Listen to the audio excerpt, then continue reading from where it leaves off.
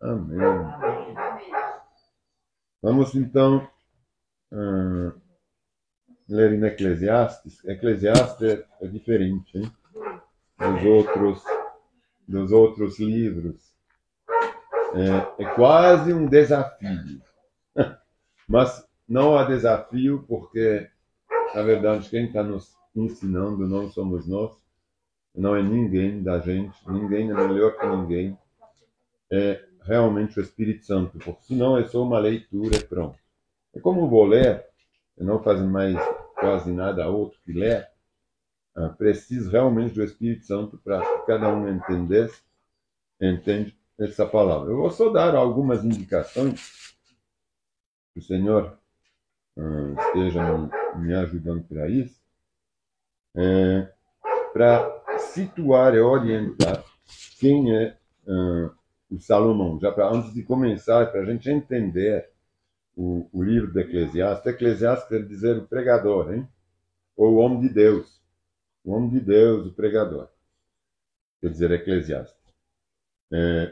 Quem era o Eclesiastes? Sem nenhuma dúvida, era o Salomão. Apesar que tem uns que colocam umas dúvidas ali, mas eu já quero demonstrar, eu não quero demonstrar nada, mas a palavra vai demonstrar que é realmente Salomão. Por quê? Apesar que uns duvidam disso.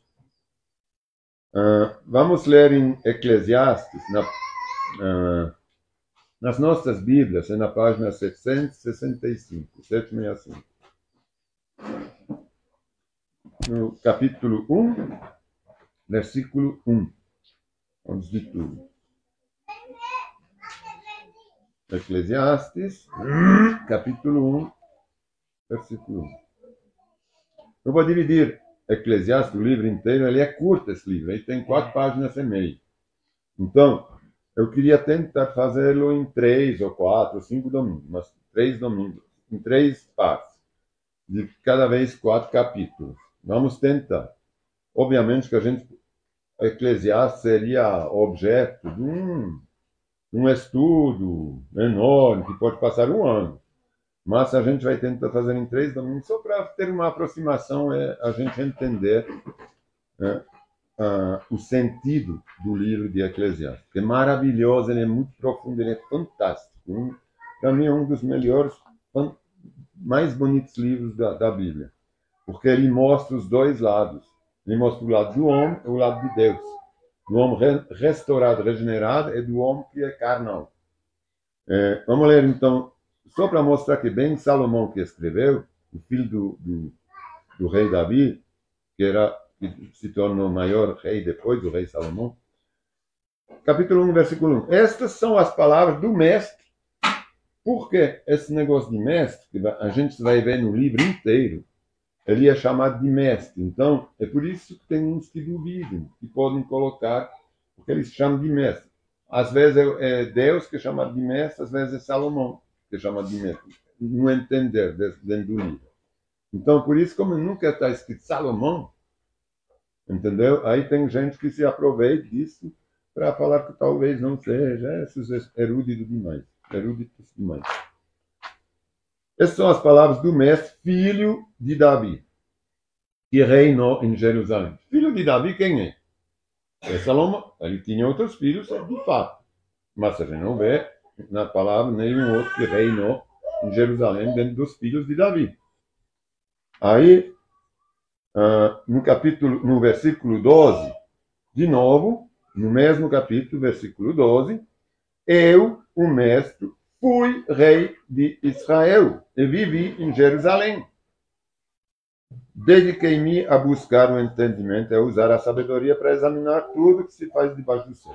Então, de novo, lá ele repete que ele foi rei de Israel, viveu em Jerusalém. Então, é Salomão, sem sombra de dúvida. Hein? Como falei, a gente vai ler agora. A gente tem que entender quem era Salomão antes de começar a ler. A gente vai entender por que ele fala isso. Quando a gente sabe tudo que ele tinha, o que ele fez. Então vamos ler em Crônicas, dois Crônicas, capítulo 1, versículos 9 a 12, na página 491. Podem abrir. Página 491 das nossas Bíblias, em Crônicas. Miriam, pode ajudar as pessoas que não encontram com facilidade, que não é fácil. Depois do Reis. Porque são... É 2 Crônicas. 2 Crônicas. Na tua Bíblia, na página 491.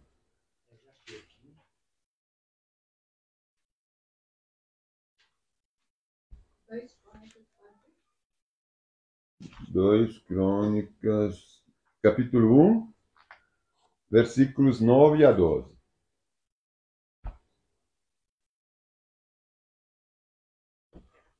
Para a gente cercar quem era Salomão, hein?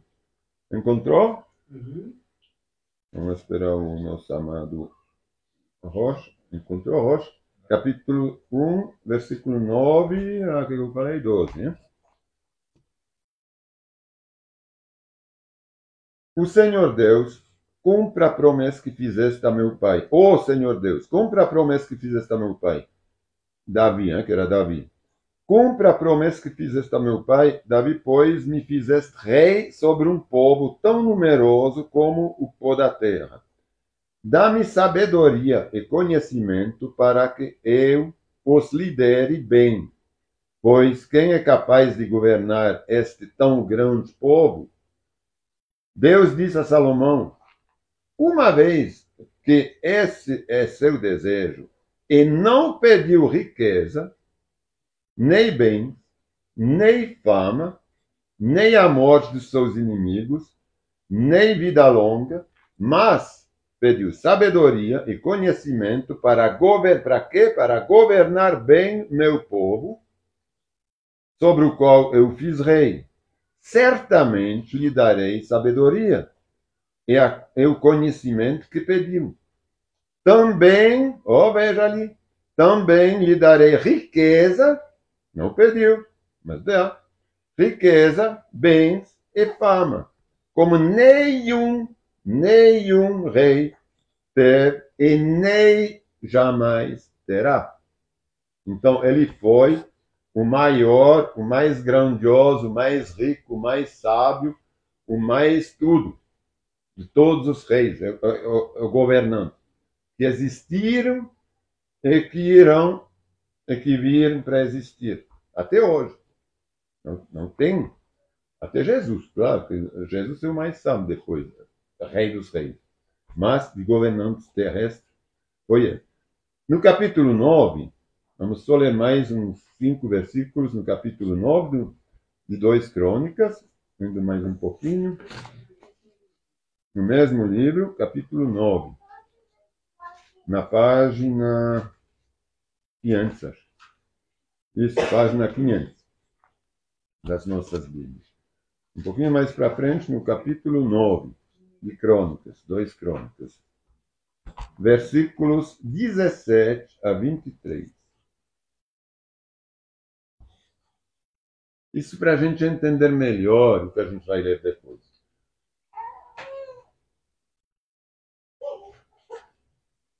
Porque a gente não consegue entender Eclesiastes sem saber quem o escreveu. Quem era, a capacidade que ele tinha, tudo que ele tem. 17 a 23. Do capítulo 9. Então o rei fez um grande trono de marfim. Encontrou? Página 500. Página 500, versículo 17. Então o rei fez um grande trono de marfim, o rei de Salomão, hein? Revestido de ouro puro. O trono tinha 6 degraus em um lugar de descanso para os pés, feito de ouro. De cada lado do assento havia um apoio para o braço, junto de cada apoio a escultura de um leão. Também havia outros 12 leões, um de cada lado dos 6 degraus. Nenhum outro trono em todo o mundo se comparava ao de Salomão. Ou a fama que Deus lhe prometeu, hein? Ele reinava como rei, ele colocou ele como rei de verdade. Ele reinava sobre um trono tinha 6 degraus. Então ele estava mais alto que todo mundo. Quando alguém ia ver, ele estava lá em cima, tipo um deus, não é? Era tudo de ouro para subir nele, com leões. Imagina essa coisa, faz até arrepiar. Nenhum outro trono em todo o mundo se comparava ao de Salomão, nem do faraó. Todas as taças do rei Salomão eram de ouro, e todos os utensílios do palácio da floresta do Líbano eram de ouro puro, não eram de prata, pois nos dias de Salomão, a prata era considerada um metal sem valor, de tanto ouro que ele tinha. Ele nem queria saber de prata, mas ele tinha muito, o resto era tudo de prata. Mas o rei tinha uma frota de navios mercantes que navegavam com os marinheiros enviados por Irão. Irão era um artesão, um artista enviado por Deus quando Salomão construiu o palácio, o templo de Deus, né? Que Davi tinha prometido, Salomão que construiu. Deus mandou arquitetos, assim, artistas para construir, sábios, né? Para construir o templo. E o Irão era um deles, que fazia todas as esculturas, as coisas de arquitetura bonitas, né? É valioso. Aí, uma vez a cada 3 anos, as embarcações voltavam trazendo ouro, prata, marfim, macacos e pavões. Salomão se tornou o mais rico, mas não pode perder de vista isso. Salomão se tornou o mais rico e mais sábio de todos os reis da terra. Reis de todas as nações vinham consultá-lo e ouvir a sabedoria que Deus, quem tinha dado a sabedoria a Salomão, Deus lhe tinha dado. A gente sabe que através disso, está na Bíblia, a sabedoria não era dele. Vinham ouvir a sabedoria que Deus lhe tinha dado. A cada ano, os visitantes traziam presentes de prata e ouro. Eles iam vê-lo a cada ano. Cada ano. E de ouro, roupas, armas, especiarias, cavalos e mulos. Então, imagine, os reis traziam, ainda além disso, presentes. Né?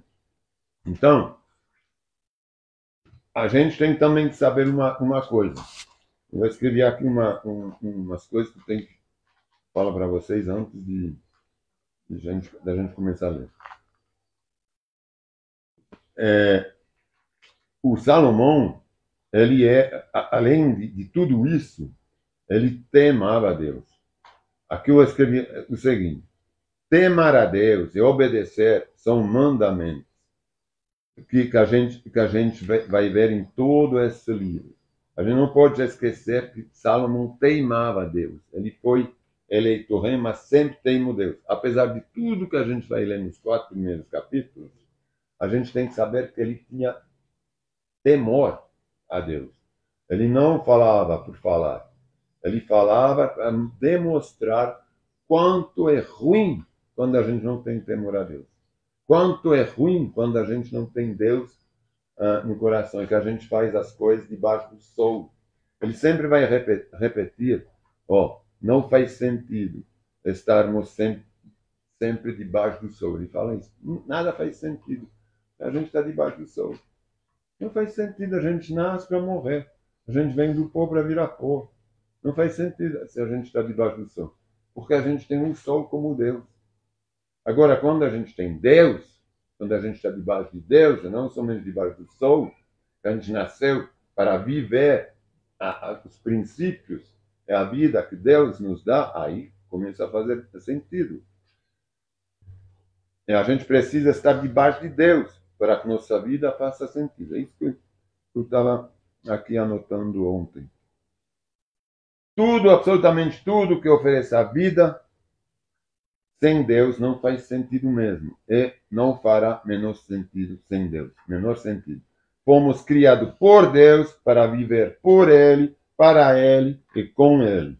para sempre. A gente foi criado por Deus, não pelo sol, não pela terra, não por uma explosão, sei lá o quê, mas a gente foi criado por Deus.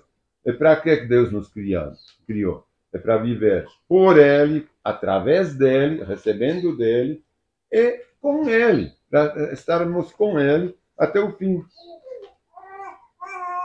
E mais uma coisa, como que a gente pode ver Salomão? Teve 3 tipos de homem na palavra. Na verdade, teve o Adão antes da queda, antes que ele peca. Teve o Adão que era inocente e puro. Deus criou Adão, completamente puro, inocente. Aí depois veio a serpente, ele caiu. Aí ele ficou esse homem, que é o Salomão. Salomão representa a gente. Salomão, ele conhecia Deus, mas ele conhecia o mal. Ele não era puro. Ele já era homem após a queda do Adão. Então ele era um homem que conhecia o ruim e conhecia também o bem. As duas coisas. Aí tem o terceiro homem que veio, que é Jesus.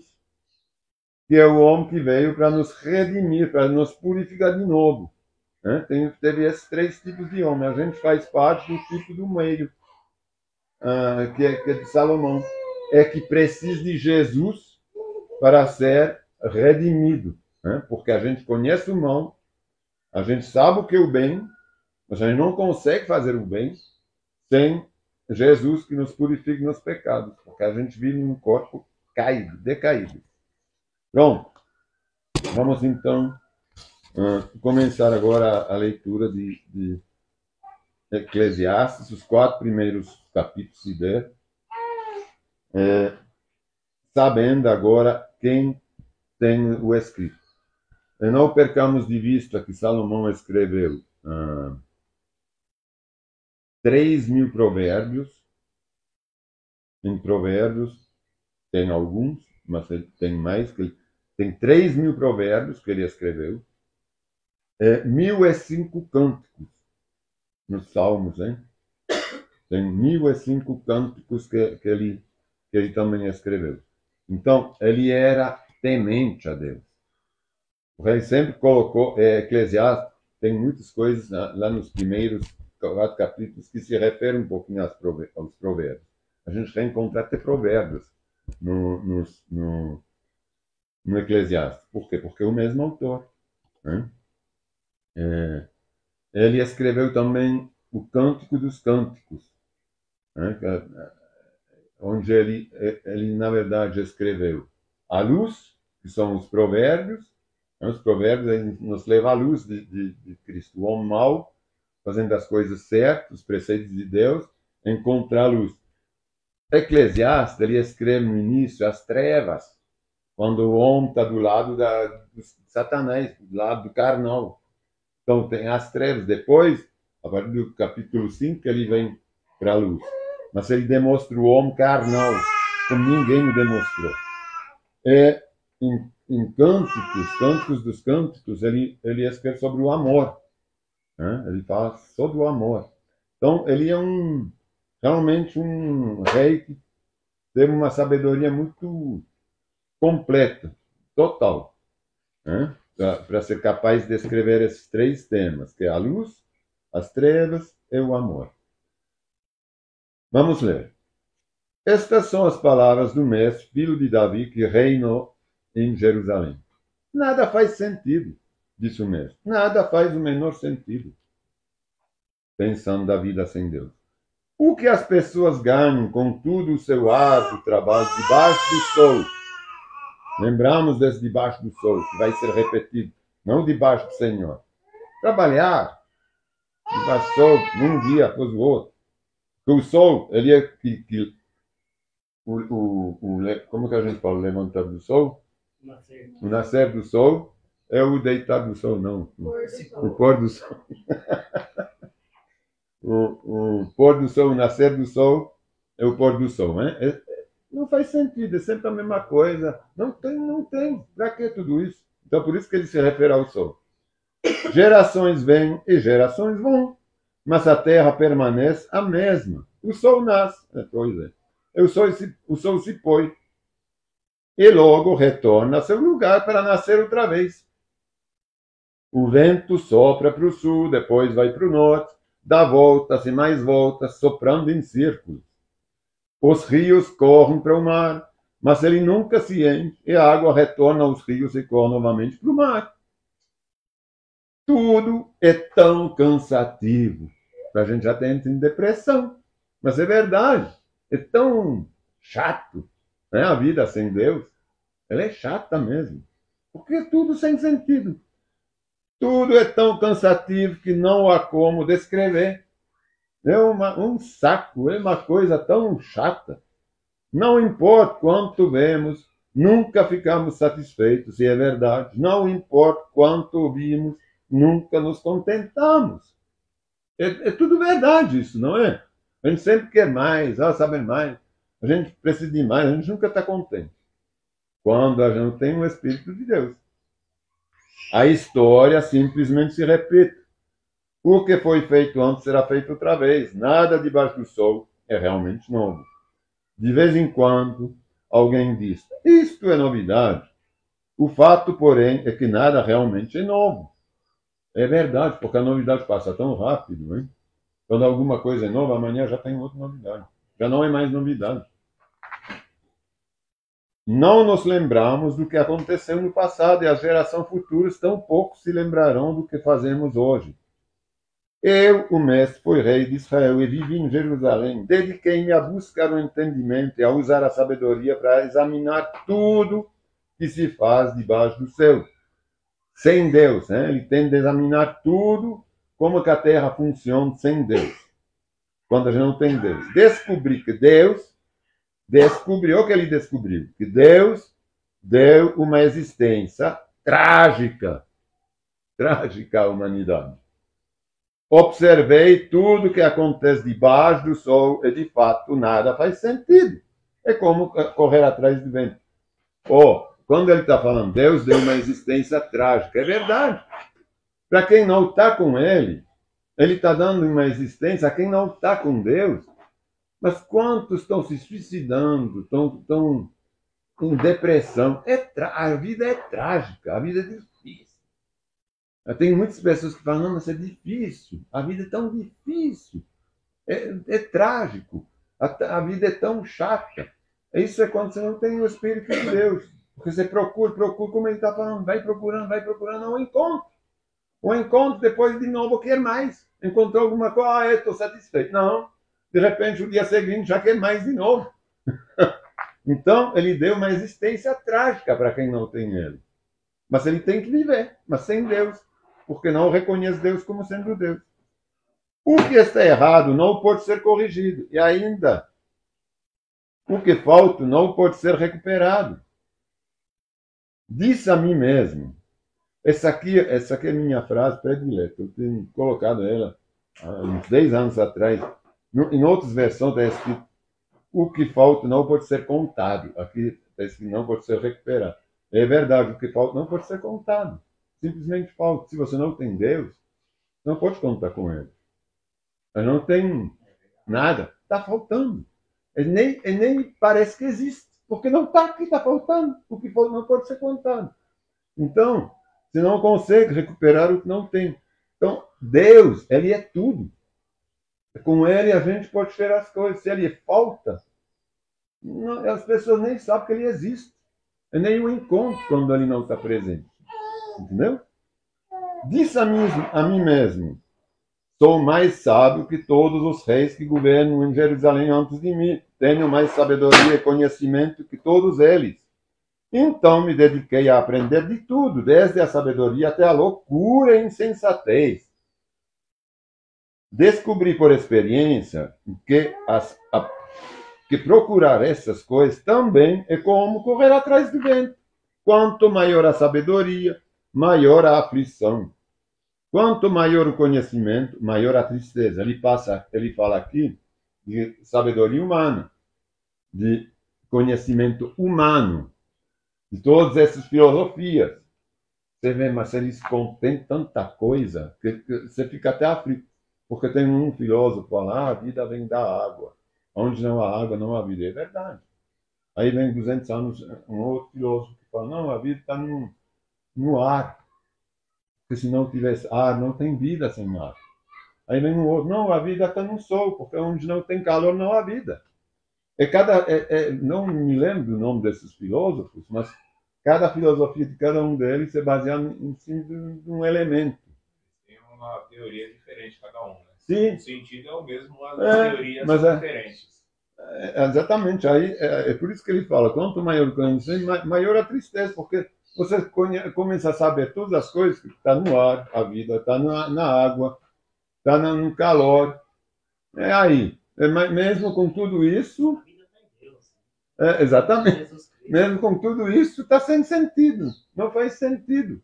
Porque a gente nasce para morrer. É pronto, acabou, vira para o pó. Então precisamos de Deus.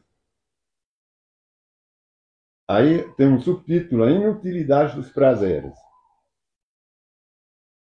Disse a mim mesmo, venha, vamos experimentar o prazer, então. Vamos procurar as coisas boas da vida. Hein? Vamos lá. Ele experimentou, muito interessante. Descobri, porém, que isso também não fazia sentido. Portanto, disse, o riso é tolice. De que adianta buscar o prazer? Depois de pensar muito, resolvi me animar com vinho.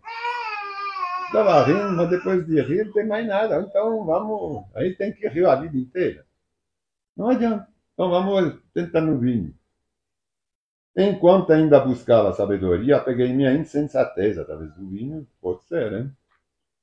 Assim procurei experimentar o que haveria de melhor para as pessoas em sua curta vida debaixo do sol. Sempre debaixo do sol.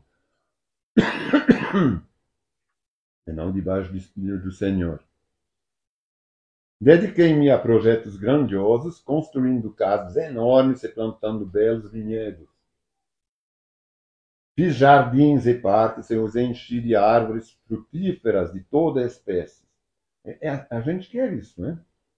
Ter uma propriedade grande, com muitas árvores, com riacho, lago. Né? Fiz jardins e parques, enchi de árvores frutíferas de toda espécie. Construí açudes, para juntar água e regar meus pomares verdejantes. Com maçã, com ameixas, com sei lá o quê, laranja, limão. Comprei escravos e escravas, e outros nasceram em minha casa. Tinha muitos empregados. Estava tudo muito cuidado. Tem muitos ricaços assim, né? Vive exatamente isso, mas exatamente dessa forma. E outros nasceram em minha casa. Tive muito gado e rebanhos, mais que todos os que viveram em Jerusalém antes de mim. Juntei grande quantidade de prata e ouro, tesouros de muitos reis e províncias. Você vê como é importante a gente ter lido antes? Os reis de todos os lugares levavam ouro para eles. Então, juntei prata e ouro, tesouros de muitos reis. Contratei cantores, cantoras, e tive muitos concubinos, mais de 1000 mulheres. Tive tive tudo que um homem pode desejar. Sabe o quê? Tudo que um homem pode desejar. Ele não queria mais nada. Ele teve tudo, podia ter tudo. Tornei-me mais importante que todos os que viveram em Jerusalém antes de mim. E nunca me faltou sabedoria. Você vê? Nunca lhe faltou sabedoria. Tudo que desejei, busquei e consegui. Vocês lembram que a gente leu em Crônicas que Deus lhe deu a sabedoria. A sabedoria dele não era humana. Só que ele buscou a saber qual era o sentido da vida debaixo do sol. Isso a gente está vendo nesses 4 primeiros capítulos. É por isso que é importante vocês virem no próximo curso, ou vocês lerem. Mas é verdade, os outros capítulos, porque a gente vai entender, através dos outros capítulos, por que ele fala tudo isso aqui. Porque como ele tinha essa sabedoria de Deus, ele queria saber como que era essa vida debaixo do sol sem Deus. Ele fala que tudo não faz sentido. A vida debaixo do sol sem Deus não faz sentido nenhum. É como correr atrás do vento. Não me neguei prazer algum. No trabalho árduo, encontrei grande prazer, a recompensa por meus esforços. Mas, ao olhar para tudo que havia me esforçado, tanto para realizar, vi que nada fazia sentido, era como correr atrás de vento, não havia nada que valesse a pena debaixo do sol, porque trabalhava para quê? Você não vai levar nada. Hein? Mas se a gente, eu vou só dar uma palhinha, no capítulo 5, também, eu não preciso abrir vocês, eu vou só ler aqui um versículo. Também é bom receber de Deus riqueza, é boa saúde para aproveitar. Alegrar-se com o seu trabalho e aceitar a parte que lhe cabe na vida, sem dúvida, presentes de Deus. Então ele fala logo depois lá que são presentes de Deus quando a gente está com Deus no trabalho. Aqui ele fala não faz sentido. É por isso que a gente tem que entender que agora ele está demonstrando tudo que é trevas, do homem que está nas trevas, que vive sem Deus. Então, para ele, é quase inevitável viver triste, é correr atrás de prazeres para tirar essa tristeza aparente.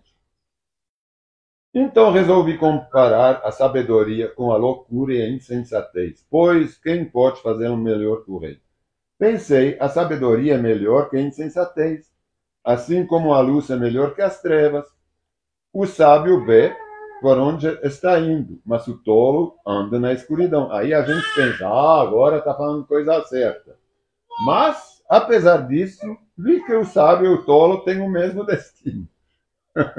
Ele estava reconhecendo que era melhor viver na luz, mas logo depois falou, não vale a pena não, os dois vão chegar no mesmo lugar. Quando um não está com Deus, não é?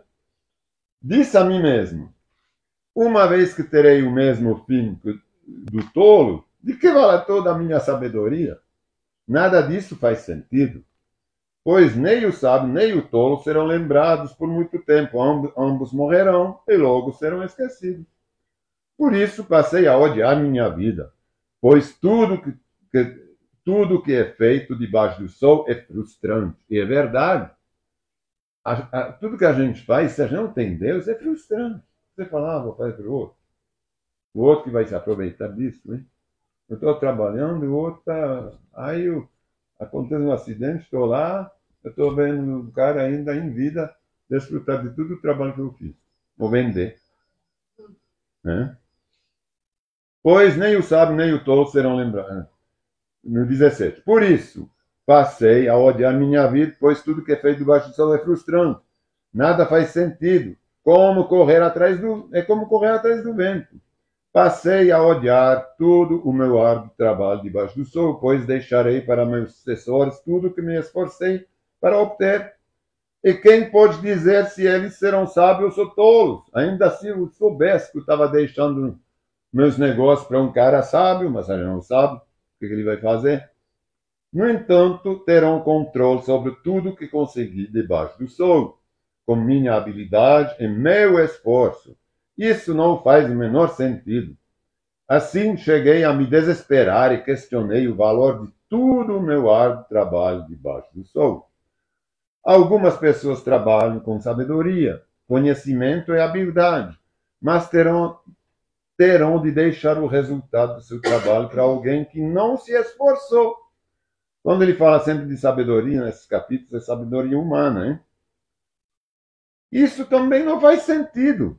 É uma grande tragédia. Mas é verdade. Quando a gente pensa, vocês estão agora um casal novo.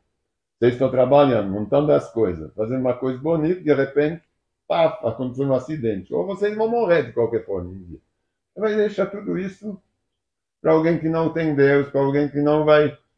Não faz sentido. Agora, se é para um filho que acredita em Deus, que vocês sabem que ele vai continuar, que ele tem o mesmo, que ele vai deixar, vocês estão deixando um legado para alguém. É diferente. Aí tem um objetivo. O que as pessoas ganham com tanto esforço e ansiedade debaixo do sol? Seus dias de trabalho são cheios de dor e tristeza, e nem mesmo à noite sua mente descansa. Nada faz sentido. Isso é tão verdade, não? Que as pessoas trabalham tanto que não conseguem nem mais dormir. De tanto trabalhar, se esforçando. Depois à noite, tem a noite agitada, porque está estressado até a noite ainda. Não é? Acontece. Por isso, concluí que a melhor coisa é desfrutar a comida e a bebida e encontrar satisfação no trabalho. Percebi então que esses prazeres vêm da mão de Deus, pois quem pode comer ou desfrutar algo sem ele? Deus concede sabedoria, conhecimento e alegria àqueles que lhe agradem. Se, porém, um pecador enriquece, Deus lhe toma a riqueza e a entrega àqueles que lhe agradam. Isso aqui é verdade, isso aqui acontece de verdade. Isso também não faz sentido. É como correr atrás de vento, porque é verdade. Isso Deus, ele toma do pecador para entregar realmente a quem ama Deus. Aí ele fala, mas então se o cara trabalha, Deus aí depois é injusto no trabalho dele, porque é pecador, mas na frente de Deus, não está debaixo do sol. Então é injusto. Entendeu? Ele está falando isso. Mas é real, acontece. Isso também não faz sentido, é como correr atrás do vento. Há um momento certo para tudo, um tempo para cada atividade debaixo do céu. Há um tempo certo de nascer, essa aqui é bem conhecida, essa passagem, é muito bom. Há um tempo para nascer, um tempo de morrer, um tempo de plantar, um tempo de colher, um tempo de matar, tem que fazer guerra, hein? Mas de matar não propositalmente, de guerrear. Um tempo de curar, um tempo de derrubar, o tempo de construir, tempo de chorar, o tempo de rir, o tempo de se entristecer, o tempo de dançar, tempo de espalhar pedras, tempo de ajuntá-las, tempo de abraçar e tempo de se afastar, tempo de procurar e tempo de deixar de buscar, tempo de guardar e tempo de jogar fora, tempo de rasgar, tempo de remendar, tempo de calar e tempo de falar, tempo de amar e tempo de odiar, tempo de guerra, tempo de paz. Olha como é filosófico isso, hein? Mas tudo isso não adianta se a gente não tem Deus. O que as pessoas ganham com tanto trabalho árduo? Viu o fardo que Deus pôs sobre toda a humanidade. E, no entanto, Deus fez tudo apropriado para seu devido tempo. Ele colocou um senso da eternidade no coração humano. Mas, mesmo assim, ninguém é capaz de entender toda a obra de Deus, do começo até o fim. Concluí, portanto, é verdade, Deus pôs o tempo da eternidade no coração do homem. Quem é o homem que não queria viver, encontrar o elixir da juventude? Ou a mulher. Talvez os homens nem tanto, mas qual a mulher que não queria? Mas é verdade, a humanidade queria não morrer, né? Mas não quer morrer amanhã. A gente quer viver. Então ele colocou essa noção da eternidade, esse desejo de viver eternamente. Concluí, portanto, que a melhor coisa a fazer é ser feliz e desfrutar da vida enquanto é possível. Cada um deve comer e beber, desfrutar os frutos do seu trabalho, pois são presentes de Deus. E sei que tudo que Deus faz é definitivo. Não se pode acrescentar ou tirar nada. O propósito de Deus é que as pessoas o temam. Esse aqui agora é importante. Qual o propósito de Deus? Que as pessoas o temem. O propósito de Deus não é que elas trabalhem, que elas fazem coisas, que elas plantam, que elas colhem. Não, isso não é o propósito de Deus. O propósito de Deus é elas reconhecerem que Ele é Deus, que tudo que elas fazem vem dEle. É por Ele, para Ele, é com Ele, para a gente poder estar sempre junto. O que acontece agora já aconteceu antes. O que acontecerá no futuro também já aconteceu, pois Deus faz as mesmas coisas acontecer repetidamente. É isso a justiça de Deus. Deus é justo com cada um. Com a gente hoje, com a Helena amanhã, ele vai ser igual. Ele vai fazer as coisas se repetir. Ele vai fazer as coisas iguais. Num outro tempo, numa outra época. Mas ela vai fazer para desfazer. Ela vai amar para desamar. Tudo vai ser repetido. Ela vai nascer, plantar, colher. ela vai matar, curar, ela vai derrubar e construir. Tudo se repete na vida de cada um. Essa aqui é a coisa justa de Deus. Ele não faz para uma geração uma coisa diferente para outra. Em outros tempos, mas é justo. Observei também que debaixo do sol há maldade, onde deveria haver justiça. Se até os tribunais são corruptos. Não é novidade, não, hein? Disse a mim mesmo, no devido tempo, Deus julgará tanto os justos como os perversos, por tudo que fizeram. Também refleti sobre a condição humana, como Deus mostra às pessoas que elas não são melhores que os animais. Se a gente vive debaixo do sol, o que a gente tem a mais que os animais? Se a gente não vive debaixo de Deus, é por Deus, é para Ele. Pois tanto pessoas como animais têm o mesmo destino. Ambos respiram, ambos morrem. As pessoas não têm vantagem alguma sobre os animais. Isso não faz o menor sentido. A gente é comparado a vegetais, a animais. É verdade. A gente vem do pó para voltar ao pó sem Deus. A gente viveu para nada. Por nada. Todos vão para o mesmo lugar. Vieram do pó e retornaram. A ele retornaram. Afinal, quem pode afirmar que o espírito de seres humanos vai para cima e o espírito dos animais desce para a terra? Vi, portanto, que a melhor coisa a fazer é alegrar-se com o seu trabalho. É isso que nos cabe na vida. Ninguém nos trará de volta para ver o que aconteceu depois que morrermos. Esse aqui é o que qualquer um mortal pensa. Quando você não tem o Espírito Santo, quando você não tem Deus, você fala, mas quem me fala que realmente eu vou lá? Você não tem a convicção no coração que você vai. Você não tem a paz de Jesus Cristo. Agora, uma vez que a gente entregou nossa vida a Cristo, ou que a gente realmente vive a palavra, a gente sabe quem é Deus. Porque ele colabora com a gente. Está escrito em Marcos, e é verdade, a gente viu. A gente tem milagres grandiosos todos os dias. O maior que foi é com o Vicente. Então a gente sabe que que ele nos traz de volta. Que a gente não vai morrer e retornar ao pó, simplesmente. O nosso corpo, sim. Mas a nossa vida, não. A nossa vida, não. Agora, o homem que vive debaixo do céu, com certeza ele pensa isso. Debaixo do sol, não debaixo de Deus. Observei ainda toda a opressão que ocorre debaixo do sol. As injustiças, né? Vi as lágrimas dos oprimidos e ninguém para consolá-los. Isso aqui a gente vê até nas igrejas, o que a gente estava falando hoje no estudo bíblico. A gente vê gente nas igrejas de 5.000 pessoas, você não acha que está cheio?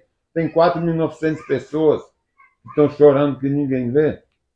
Um pastor, ou esse pastor podem cuidar com o Espírito Santo de 5.000? Não.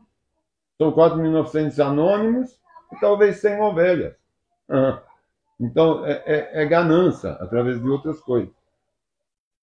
Os opressores são poderosos e suas vítimas indefesas. Isso aqui é bem verdade. Conclui, portanto, que os mortos são mais felizes que os vivos. Mais felizes que todos. Porém, são os que ainda não nasceram, pois não viram o mal que se faz debaixo do sol. Mais feliz é quem ainda nem nasceu, que ele está falando.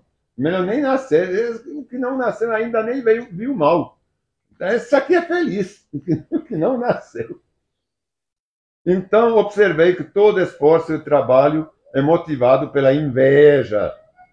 Os caras vão trabalhar para quê? Para comprar um carro melhor que o fulano, para ter uma casa mais bonita, para ter um pomar maior, para ter um açude mais grande, mais profundo. Tudo é motivado pela inveja que as pessoas sentem umas das outras. Isso também não faz sentido, é como correr atrás do vento. Faz sentido para largar tudo no final? Os tolos cruzam os braços e se arruinam. E, no entanto, é melhor ter um punhado com tranquilidade que 2 punhados com trabalho árduo e correr atrás do vento. As vantagens do companheiro. Isso é toda a sabedoria humana, é toda a filosofia humana, ela se encontra dentro dessas palavras. Você vê os filósofos, eles falam isso. Mas é assim, vai ser assim, a filosofia é tudo vem lá do Big Bang, é onde tem água tem vida, tudo vai se multiplicando e é pronto. Observei outra coisa que não faz sentido debaixo do sol. É o caso do homem que vive completamente sozinho, sem filho, nem irmãos, mas que ainda assim se esforça para obter toda a riqueza que puder. A certa altura, porém, ele se pergunta: para quem trabalho?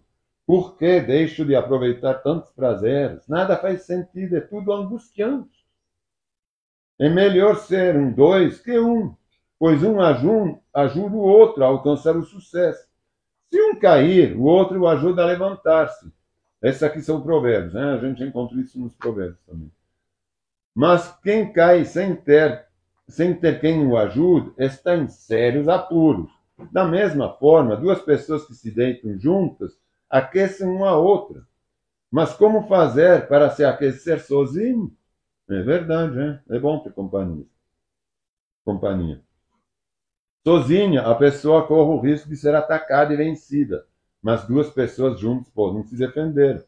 Bem melhor. Se houver três, melhor ainda, pois uma corda trançada com 3 fios não arrebenta facilmente, não. É melhor ser um jovem pobre e sábio que um rei velho e tolo, que não aceita conselho. Tudo isso aqui a gente reencontra nos provérbios também. Isso mais é uma prova que bem o Salomão que escreveu. A gente encontra alguns provérbios que ele tem aqui que são do pai dele, né? do Davi. Pode acontecer de um jovem sair da pobreza e ser bem sucedido até se tornar rei, mesmo que tenha estado na prisão. Em pouco tempo, porém, todos correm para o lado do outro jovem que o sucede. Multidões incontestáveis o cercam, mas depois surge uma nova geração que o rejeita. Isso também não faz sentido. É como correr atrás do vento. Bom, eu li um pouquinho rápido para a gente poder ter uma ideia desses 4 primeiros capítulos. É importante, para não ficar 2 horas. Mas o importante realmente é a gente entender, através desses 4 capítulos, o que ele vai descrevendo. É o homem sem Deus, na verdade. É isso que ele está descrevendo. Da próxima vez a gente vai passar realmente a sabedoria divina dele, onde a gente vai ver o que é viver com Deus, com a sabedoria ser conduzido com o Espírito Santo. Com Deus. Na época não era bem, ele estava com o Espírito Santo, mas não era bem o povo todo, né, que era assim. Vamos então tomar a ceia hoje. Vamos pegar em Coríntios 11. É sempre bom a cada ceia reler.